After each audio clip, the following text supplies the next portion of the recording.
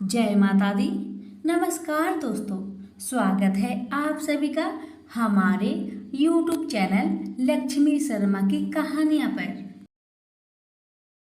प्रेम से बोलिए प्रथम पूज्य गणेश भगवान की जय, उमापति शंकर भगवान की जय, श्री हरि लक्ष्मी नारायण की जय। जय श्री कृष्ण, राधे राधे। आप सभी भक्तों पर श्री हरि लक्ष्मी नारायण की कृपा सदा सर्वदा बनी रहे। प्यारे भक्तगणों, आज जेठ महीने की कृष्णा पक्ष की एकादशी तिथि है और इस एकादशी को अपरा व अचला एकादशी के नाम से जाना जाता है। विष्णु पुराण के अनुसार अपरा एकादशी का व्रत रखने से ब्रह्म हत्या, प्रेत योनि, झूठी निंदा, असत्य भाषा, झूठी गवाही देना, झूठा ज्योतिषी बनाना और झूठा वैद्य बनाना जैसे पापों से मुक्ति मिलती है। इस दिन श्री हरि भगवान विष्णु की पूजा करने से स्वर्ग लोक की प्राप्ति होती है। तो चलिए श्रवण करते हैं कथा की शुरुआत हम करेंगे प्रथम पूज्य गणेश महाराज से। प्रेम से बोलिए गणपति बप्पा मौर्य।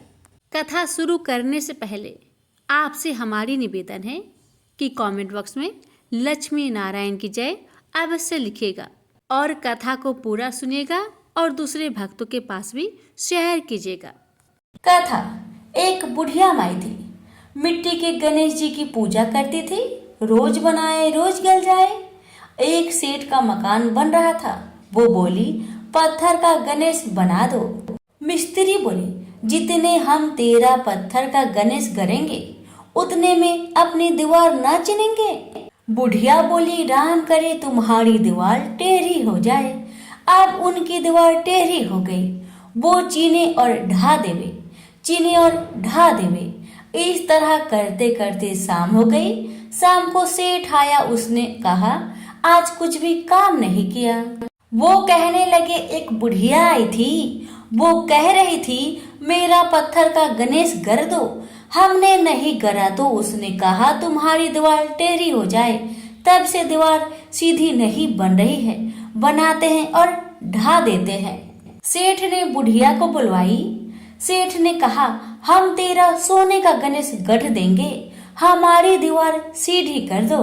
सेठ ने बुढ़िया को सोने का गणेश गढ़ दिया। सेठ की दीवार सीधी हो गई। जैसे सेठ की दीवार सीधी की वैसे सबकी करना। कहानी कहने वाले, सुनने वाले, हुक्कार भरने वाले सभी पर अपनी कृपा सदा बनाए रखना। प्रेम से बोलिए गजानंद भगवान की जय। अपरा एकादशी व्रत कथा।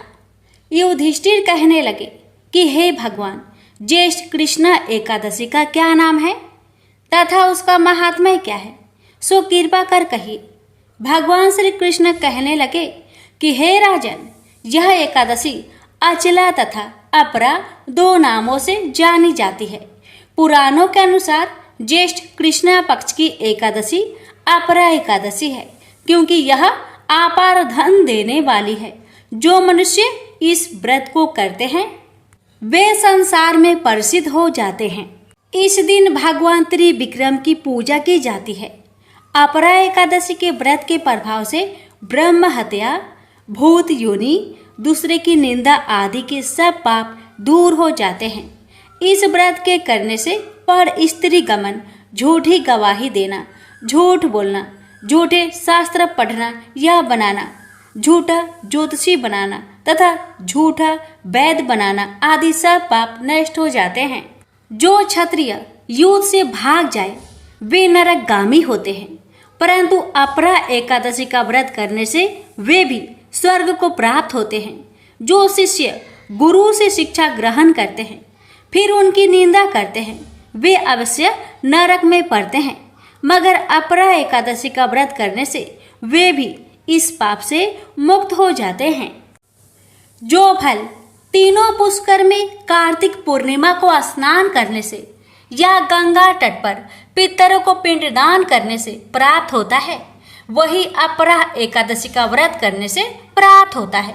मकर के सूर्य में प्रयागराज के स्नान से, शिवरात्रि का व्रत करने से, सिंह राशि के बृहस्पति में गोमती नदी के स्नान से, कुंभ में केदारनाथ के दर्शन या बद्रीनाथ के दर्शन, सूर्य ग्रहण में कुरुक्षेत्र के स्नान से, स्वर्ण दान करने से अथवा अर्ध प्रसूता गौदान से जो फल मिलता है वही फल अपरा एकादशी के व्रत से मिलता है।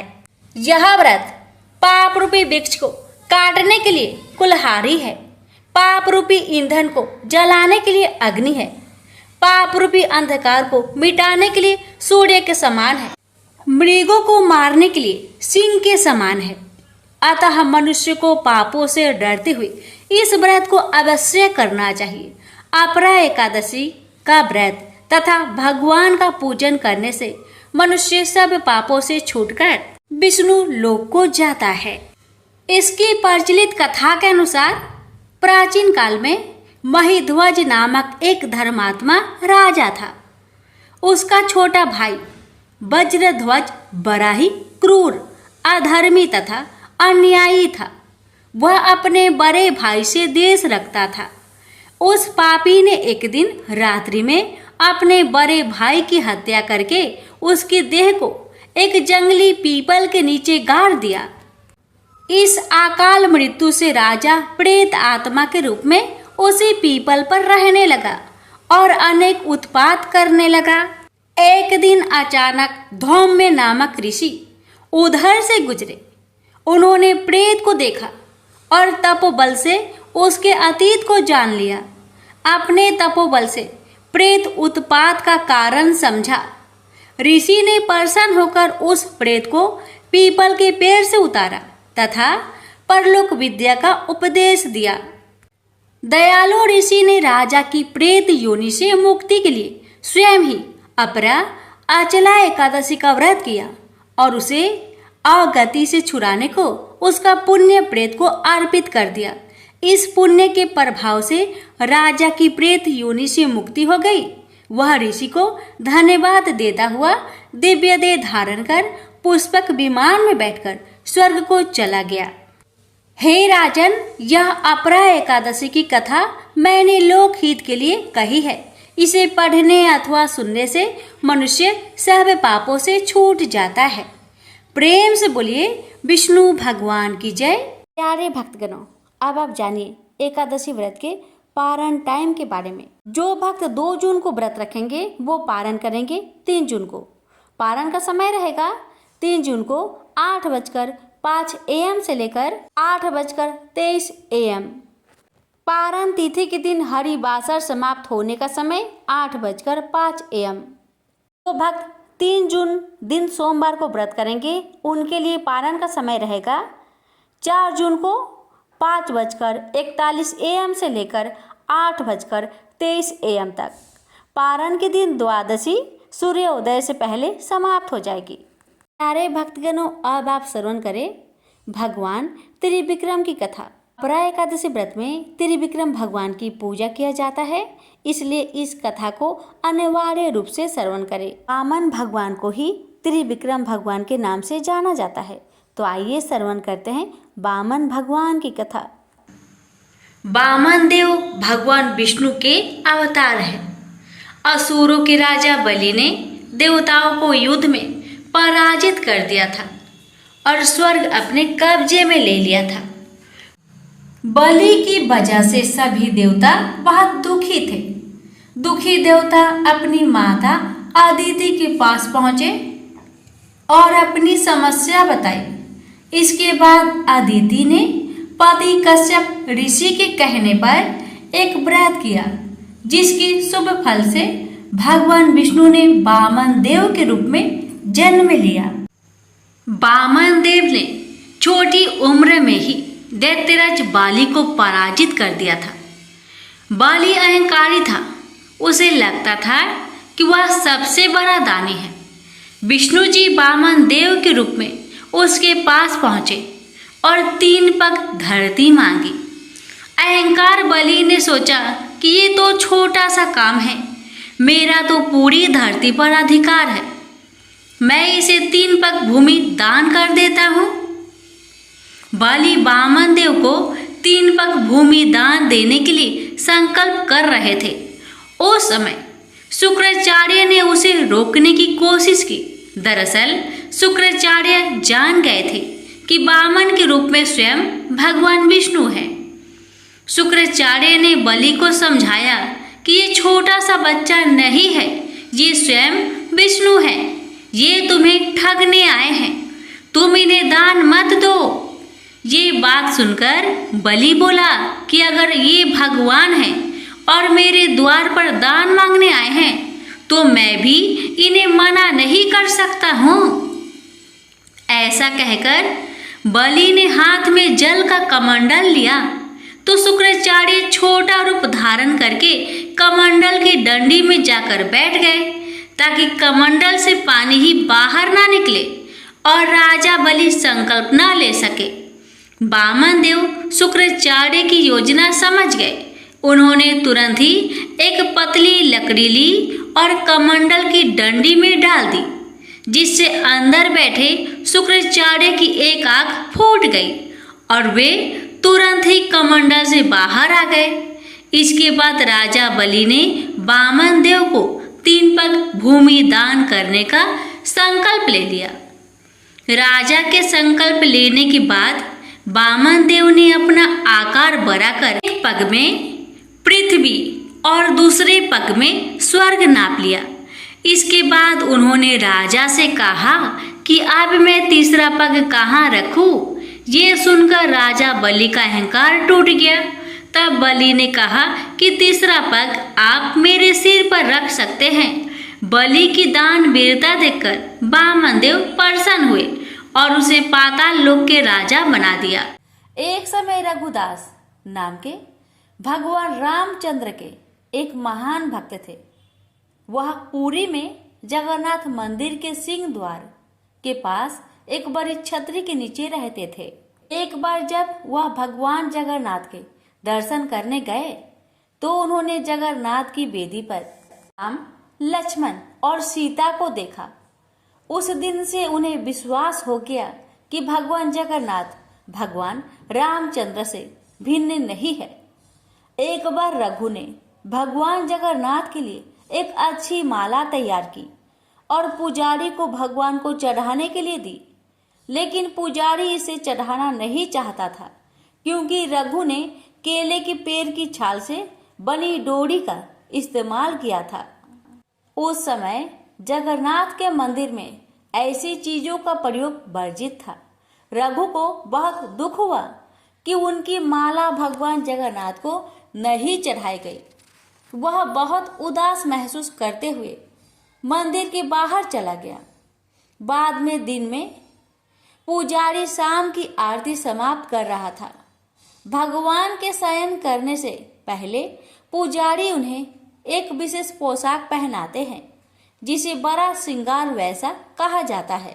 भगवान को श्रृंगारित करने के बाद पुजारी ने उनके शरीर को फूलों से सजाना शुरू कर दिया, लेकिन उसे आश्चर्य हुआ कि उसने जो कुछ भी किया भगवान के शरीर पर एक भी फूल नहीं बचा।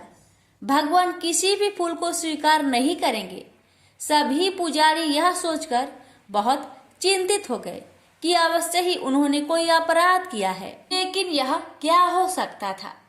उन सभी ने निर्णय लिया कि यह समझने की कोशिश करने के लिए कि उन्होंने क्या अपराध किया है, वे सभी मंदिर में सोएंगे और तब तक उपवास करेंगे जब तक भगवान उनके सपने में आकर उनके अपराध के बारे में सूचित नहीं कर देते। निश्चित रूप से उसी रात भगवान जगन्नाथ मुख्य पुजारी के सामने आए और उनसे कहा, मेरे भक्त रघुदास मेरे लिए एक फूल का माला लाए थे। उन्होंने इसे बहुत प्यार और भक्ति के साथ तैयार किया। आपने बाहरी विशेषता देखी, माला को उन्होंने मुझे देने से मना कर दिया। आप देख नहीं सकते कि उन्होंने कितनी अच्छी माला तैयार की है। उन्होंने इसे प्रेम और भक्ति से पिरोया। आप मेरा भक्त मेरी सेवा से वंचित होकर अपने घर में माला रखकर पड़ा हुआ है, उसके सामने माला पहनाओ। उसने कुछ भी नहीं खाया है और लगातार रो रहा है। वह अभी तक सोया नहीं है। जब तक मेरे भक्त की इच्छा पूरी नहीं हो जाती मैं आपसे कोई माला कैसे स्वीकार कर सकता हूँ और कैसे मैं शांति से सो सकता हूँ।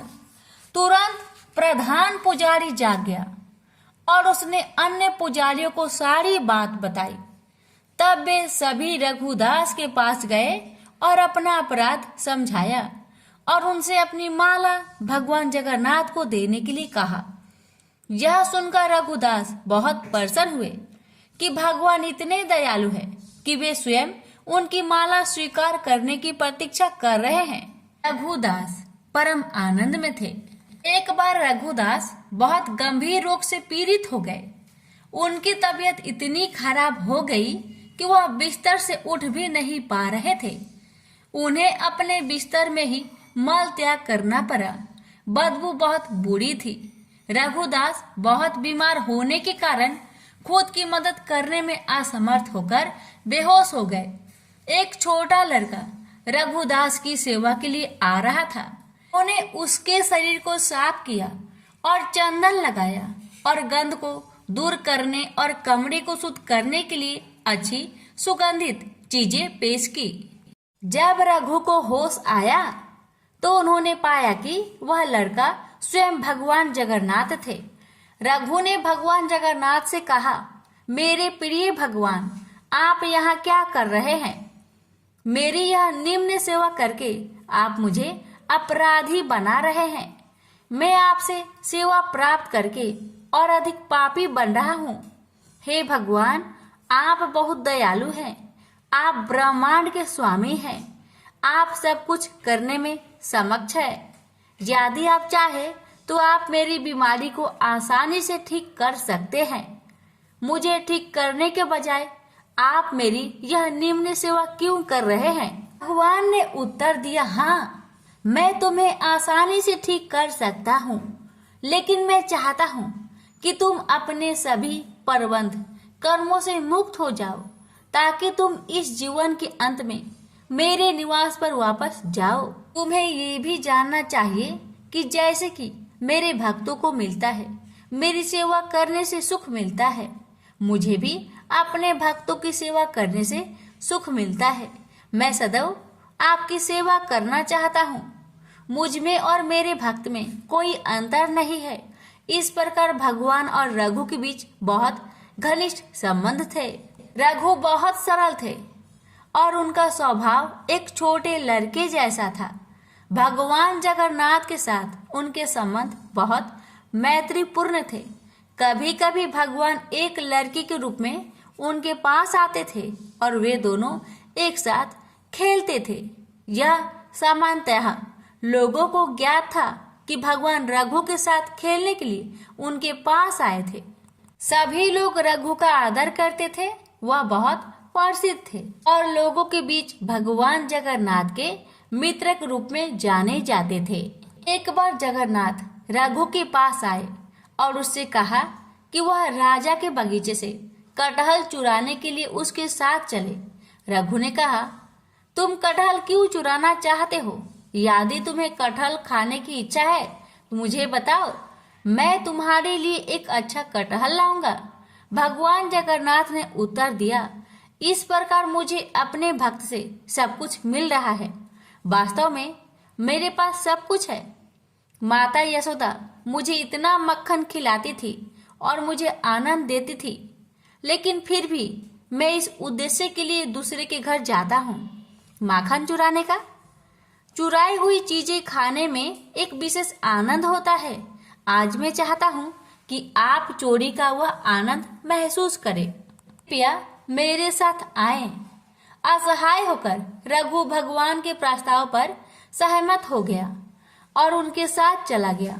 वे दोनों राजा के बगीचे में दाखिल हुए। जगन्नाथ ने रघु से कहा, तुम पेड़ पर चढ़ जाओ, मैं जमीन पर खड़ा रहूंगा। तुम सबसे अच्छा और सबसे बड़ा कटहल तोड़कर नीचे फेंक देना। मैं यही खड़ा होकर उसे पकड़ लूंगा, फिर हम दोनों भाग जाएंगे। रघु ने भगवान की आदेश का ठीक वैसे ही पालन किया जैसे उन्होंने निर्देश दिया था। वह कटहल के पेड़ पर चढ़ गया और सबसे अच्छे और बड़े कटहल को ढूंढ निकाला, उसे तोड़ लिया। जगन्नाथ उसने पुकारा, क्या आप तैयार हैं? जगन्नाथ ने उत्तर दिया, हाँ मैं तैयार हूँ, फेंक दो। रघु ने कटहल नीचे फेंक दिया, यह उम्मीद करते हुए कि जगन्नाथ उसे पकड़ लेंगे। लेकिन जगन्नाथ कहाँ थे? वह भाग गए थे। कटहल को पकड़ने वाला कोई नहीं था। वह बड़ी आवाज करते हुए जमीन पर गिरा और फट गया।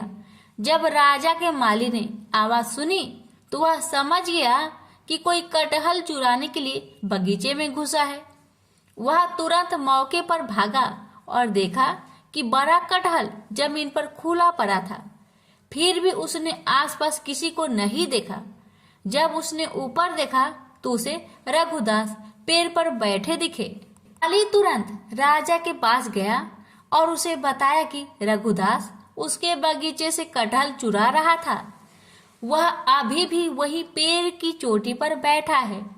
उसने उत्साहपूर्वक राजा से कहा। राजा को विश्वास नहीं हो रहा था कि रघु कटहल चुराने के लिए उसके बगीचे में घुसा था।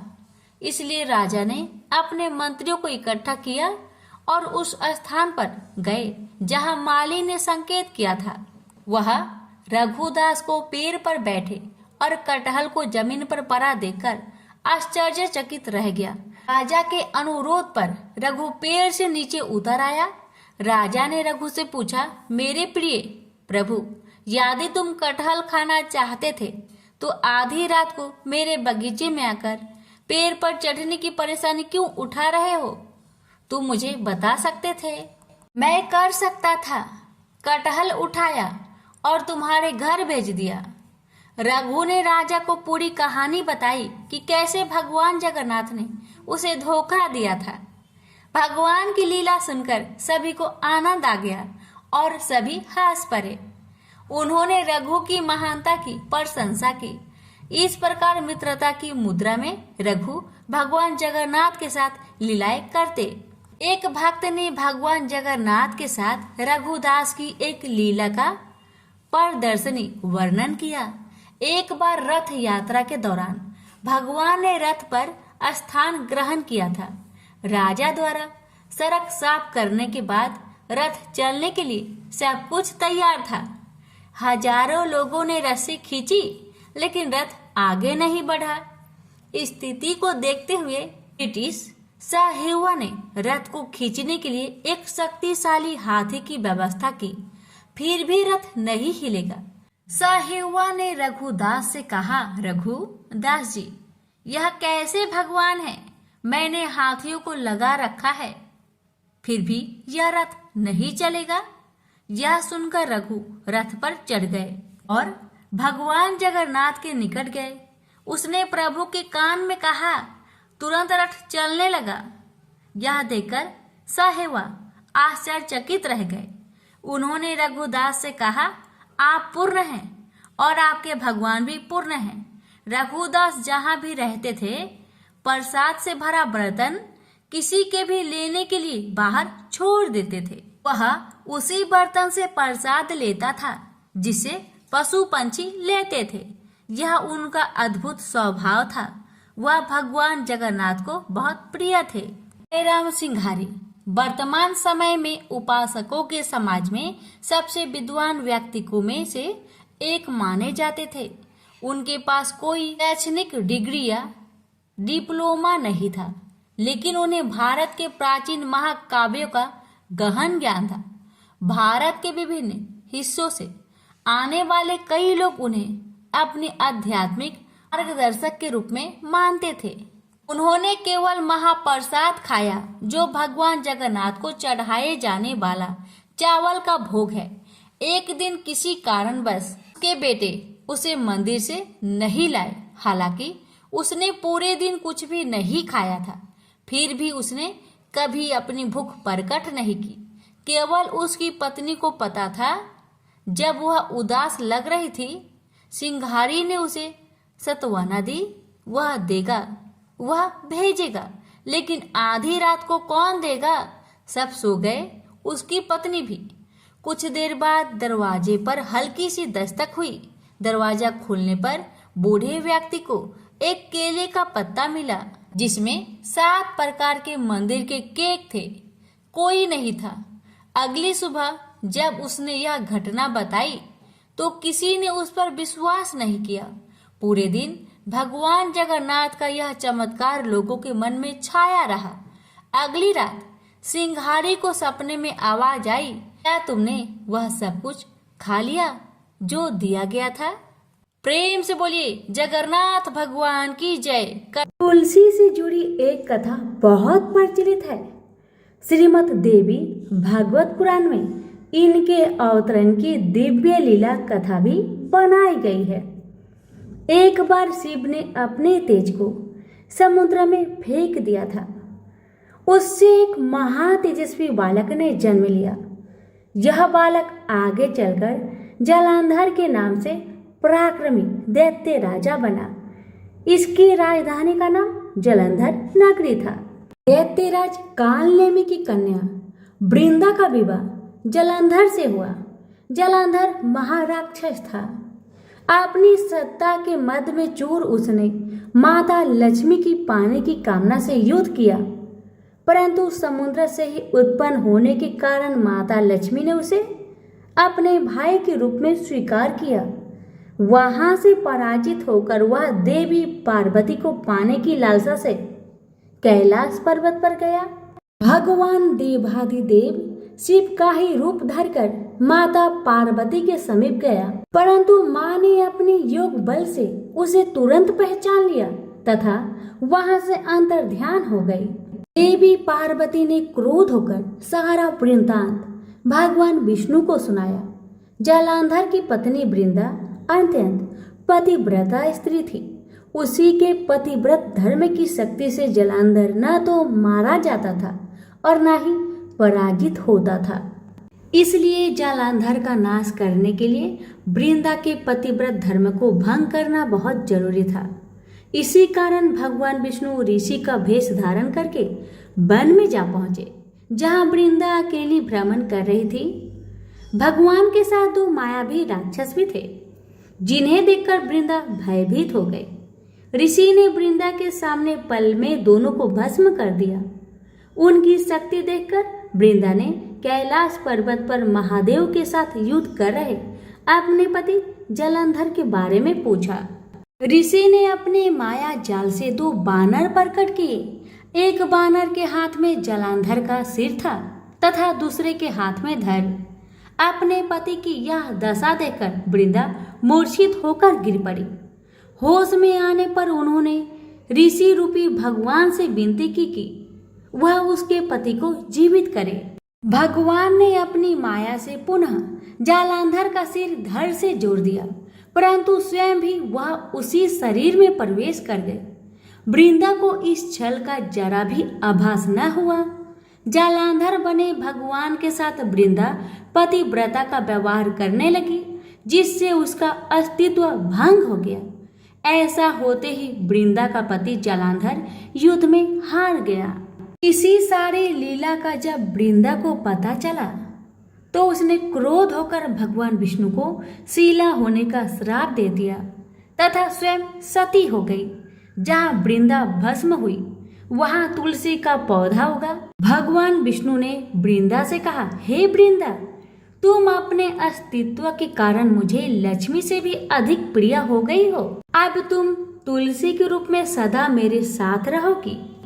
जो मनुष्य भी मेरे शालिग्राम रूप के साथ तुलसी का विवाह करेगा उसे इस लोक और परलोक में विपुल यश प्राप्त होगा।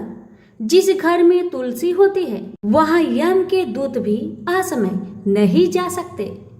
गंगा व नर्मदा के जल में स्नान तथा तुलसी का पूजन बराबर माना जाता है।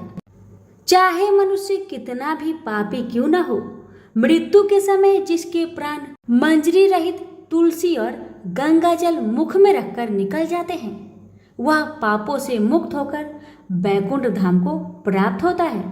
जो मनुष्य तुलसी व आंवलों की छाया में अपने पितरों का श्राद्ध करता है, उसके पितर मोक्ष को प्राप्त हो जाते हैं। उसी दैत्य जलंधर की यह भूमि जलंधर नाम से विख्यात है। सती वृंदा का मंदिर मोहल्ला कोट किशनचंद में स्थित है। कहते हैं इस स्थान पर एक प्राचीन गुफा थी जो सीधी हरिद्वार तक जाती थी। सच्चे मन से 40 दिन तक सती वृंदा देवी के मंदिर में पूजा करने से सभी मनोरथ पूर्ण होते हैं। तो प्रेम से बोलिए तुलसी मैया की जय। मूर नाम का एक दैत्य था, रावण और कंस की तरह वह भी बड़ा आतंक मचाता था। स्वर्ग में देवों सहित सभी को पीड़ा देता था। सब लोग उससे रक्षा मांगकर श्रीमन नारायण के शरण में गए। भगवान ने कहा, मैं उसे संभलाता हूँ, चिंता मत करो। भगवान मूर के साथ युद्ध करने लगे, लेकिन अपनी सारी शारीरिक शक्ति लगाकर भी भगवान कुछ नहीं कर सके। भगवान को युद्ध के मैदान से पलायन करना पड़ा। वे हिमालय के एक गुफा में छिप गए। मूर भी उनका पीछा करते हुए वहां पहुंच गया। भगवान ने ध्यान करना शुरू किया और उनके मन से एक शक्ति उत्पन्न किया, उनकी मानसिक शक्ति। इस शक्ति ने बाहर आकर मूर को अपने तलवार से मार डाला। हम जानते हैं कि शरीर में 10 इंद्रियां हैं, 5 ज्ञान इंद्रिया और 5 कर्म इंद्रिया। 11वीं इंद्रिया है मन।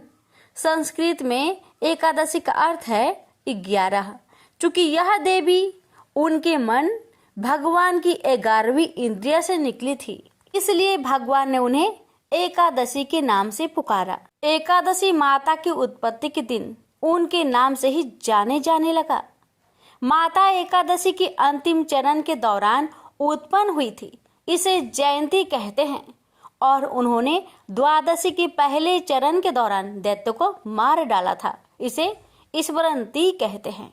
भगवान ने घोषणा की कि एकादशी के दौरान देवी की इस महान कार्य के कारण पूरे जगत में कोई भी पाप नहीं रहेगा। लेकिन पाप तो पहले से ही है। जब उसने यह सुना, पाप पुरुष आश्रय की तलाश में इधर उधर भागने लगा। एकादशी के दौरान वह कहाँ रहेगा? वह जहां भी गया सभी ने उसे आश्रय देने से इनकार कर दिया। अंत में अन्न यानी कि भोजन एकादशी के दौरान उसे आश्रय देने के लिए सहमत हुआ। तो एकादशी के दौरान सभी पाप के भोजन में आश्रय लेते हैं। जो कोई एकादशी के दौरान भोजन करता है, ये पाप उस व्यक्ति में प्रवेश करेंगे और रोग, समस्या, हानि, परेशानी इत्यादि बन जाएंगे। एकादशी देवी को विष्णु कन्या भी कहा जाता है, क्योंकि वह भगवान विष्णु की मानस पुत्री है। उनकी मूर्ति पूरी जगन्नाथ मंदिर और द्वारका धाम में है। भगवान के धर्म की रक्षा के लिए जितने भी अवतार है वे सभी एकादशी के दिन ही हुए हैं, इसलिए यह इतना पवित्र दिन है।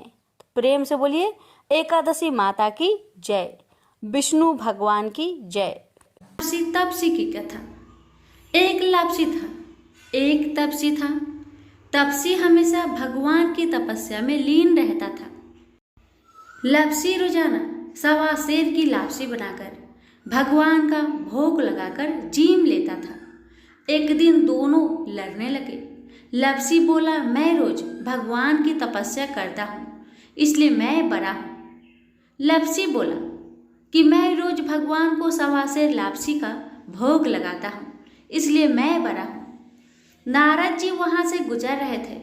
दोनों को लड़ता देखकर उनसे पूछा कि क्यों तुम लड़ रहे हो? लापसी ने खुद को बड़ा होने का कारण बताया और तपसी ने अपना कारण बताया। नारद जी बोले, तुम्हारा फैसला मैं कर दूंगा। दूसरे दिन लापसी और तपसी नहाकर अपनी रोज की भक्ति करने आए तो नारद जी ने छुपकर 1.25 करोड़ की एक अंगूठी उन दोनों के आगे रख दी। तपसी की नजर जब अंगूठी पर पड़ी तो उसने चुपचाप अंगूठी उठाकर अपने नीचे दबा ली। लापसी की नजर अंगूठी पर पड़ी, लेकिन उसने ध्यान नहीं दिया। भगवान को भोग लगाकर लापसी खाने लगा। नारद जी सामने आए तो दोनों ने पूछा कि कौन बड़ा? तो नारद जी ने तपसी को खड़ा होने को कहा। वो खड़ा हुआ तो उसके नीचे दबी अंगूठी दिखाई पड़ी। नारद जी ने तपसी से कहा, तपस्या करने के बाद भी तुम्हारी चोरी करने की आदत नहीं गई, इसलिए लापसी बड़ा है और तुम्हें तुम्हारी तपस्या का कोई भी फल नहीं मिलेगा। तब से शर्मिंदा होकर माफी मांगने लगा। उसने नारद जी से पूछा, मुझे मेरी तपस्या का फल कैसे मिलेगा? नारद जी ने कहा, यदि कोई गाय और कुत्ते की रोटी नहीं बनाएगा तो फल तुझे मिलेगा। यदि कोई ब्राह्मण को भोजन करवाकर दक्षिणा नहीं देगा तो फल तुझे मिलेगा। यदि कोई साड़ी के साथ ब्लाउज नहीं देगा तो फल तुझे मिलेगा। यदि कोई दिए से दिया जलाएगा तो फल तुझे मिलेगा। यदि कोई सारी कहानी सुने लेकिन तुम्हारी कहानी नहीं सुने तो फल तुझे मिलेगा। उसी दिन से हर व्रत कथा कहानी के साथ लापसी तापसी की कहानी भी सुनी और कही जाती है। प्रेम से बोलिए लक्ष्मी नारायण की जय। ओम जय एकादशी, जय एकादशी, जय एकादशी माता। विष्णु पूजा व्रत को धारण कर शक्ति मुक्ति पाता। ओम जय एकादशी माता, तेरे नाम गिनाऊं देवी भक्ति प्रदान करने। गण गौरव की देनी माता शास्त्रों में बरनी। ओम जय एकादशी माता, मार्गशीर्ष के कृष्णा पक्ष की उत्पन्ना विश्वातारिणी जन्मी। शुक्ल पक्ष में हुई मोक्षदा मुक्तिदाता बनाई। ओम जय एकादशी माता, पौष के कृष्णा पक्ष की सफला नामक है। शुक्ल पक्ष में होए पुत्र दा आनंद अधिक रहे। ओम जय एकादशी माता, नाम सटटिला माघ मास में कृष्ण पक्ष आवे। शुक्ल पक्ष में जया कहावे विजय सदा पावे। ओम जय एकादशी माता, विजया फाल्गुन कृष्ण पक्ष में शुक्ल आमल की। पाप मोचनी कृष्ण पक्ष में चैत्र महाबली की। ओम जय एकादशी माता, चैत्र शुक्ल में नाम कामदा धन देने वाली। नाम बरुथनी कृष्ण पक्ष में वैशाख महावाली। ओम जय एकादशी माता, शुक्ल पक्ष में होई मोहिनी अपरा ज्येष्ठ कृष्ण पक्षी। नाम निर्जला सब सुख करने कृष्ण पक्ष रखी। ओम जय एकादशी माता, योगिनी नाम आषाढ़ में जानो कृष्ण पक्ष करनी। देव सैनी नाम कहायो शुक्ल पक्ष धरनी। ओम जय एकादशी माता, कामिका श्रावण मास में आवे कृष्ण पक्ष कहिए। श्रावण शुक्ल होए पवित्र आनंद से रहिए। सावन शुक्ल होए पवित्र आनंद से रहिए। ओम जय एकादशी माता, जा भाद्रपदे कृष्ण पक्ष की परिवर्तनी शुक्ला। इंद्र आश्विन कृष्ण पक्ष में व्रत से भाव सागर निकला। ओम जय एकादशी माता, पापंकुशा है शुक्ला पक्ष में आप हरण हारी। रमा मास कार्तिक में आवे सुखदायक भारी। ओम जय एकादशी माता, देवोत्थानी शुक्ला पक्ष की दुख ना सके मैया। देवोत्थानी शुक्ल पक्ष की दुख ना सके मैया। पावन मास में करूँ विनती पार करो नैया। पावन मास में करूँ विनती पार करो नैया। ओम जय एकादशी माता, परमा कृष्ण पक्ष में होती जन मंगल करनी। परमा कृष्ण पक्ष में होती जन मंगल करनी। शुक्ल मास में होए पद्मिनी दुख दरिद्र हरनी। शुक्ल मास में होए पद्मिनी दुख दरिद्र हरनी। ओम जय एकादशी माता, जो कोई आरती एकादशी की भक्ति सहित गावे। जो कोई आरती एकादशी की भक्ति सहित गावे। जन गुरुदिता स्वर्ग कबासा निश्चय वह पावे। जन गुरुदिता स्वर्ग कबासा निश्चय वह पावे। ओम जय एकादशी माता, जय एकादशी माता। प्रेम से बोलिए एकादशी माता की जय।